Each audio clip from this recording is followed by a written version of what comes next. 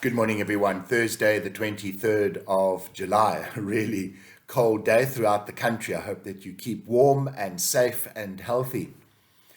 I continue the little discussion and sharing on the book of 1 Samuel.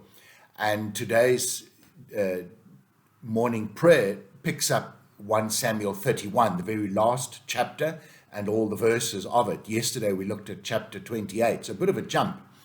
But really, just to fill you in on what happened, was that Saul has fallen down when he contacted and tried to find out from a medium what was to happen, and the message was that you will die surely within the next few days. And that's what we see happening in 1 Samuel 31. In between this, though, the Philistines are still encamped and ready to do battle against Israel. They are joined by other groups of people who are all coming to attack Judah. And yet another force attacks a Jewish city, Ziklag by name, and that is the city where David had set up a bit of a camp and where his two wives and his men's wives and sons and all of their belongings were kept. And the Amalekites came and attacked and totally destroyed the city and carried everyone off into captivity. When David finds out, his men are understandably very concerned and unhappy, even to the point of being unhappy with David. David then receives a word from the Lord after prayer and asking, and God says, attack, pursue them, which he does, and he completely routs the Amalekite army, and all the people and the plunder is returned. In fact, more plunder, because the army of the Amalekites who were destroyed by and large, just a small group, I think about 200, managed to escape, but they leave behind all their belongings. So all of the Amalekite belongings become the plunder, which is then shared amongst David's men, and David shares that amongst the rulers of Judah.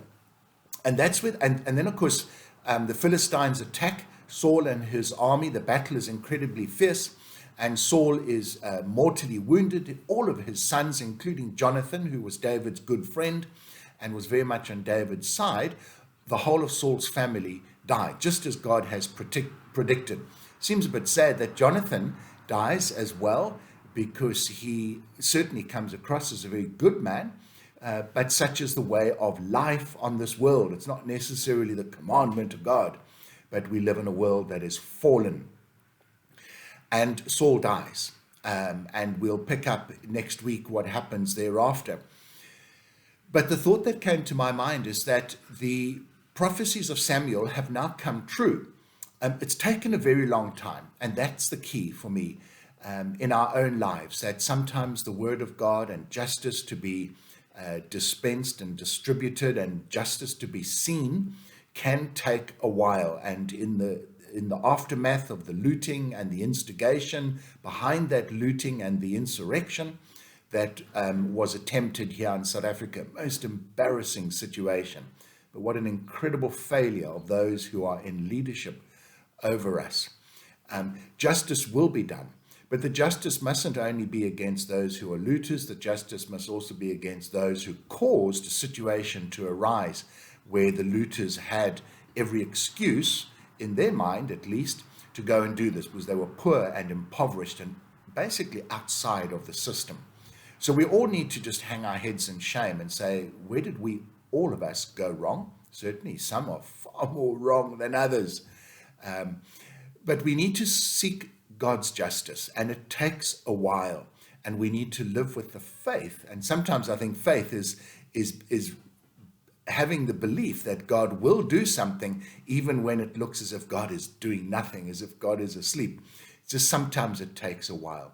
So hang in there with your faith and trust God and believe that he will bring about his justice across all spheres, requiring justice, because our God is a God of justice. Our God is a God of faithfulness, and his word will always hold true.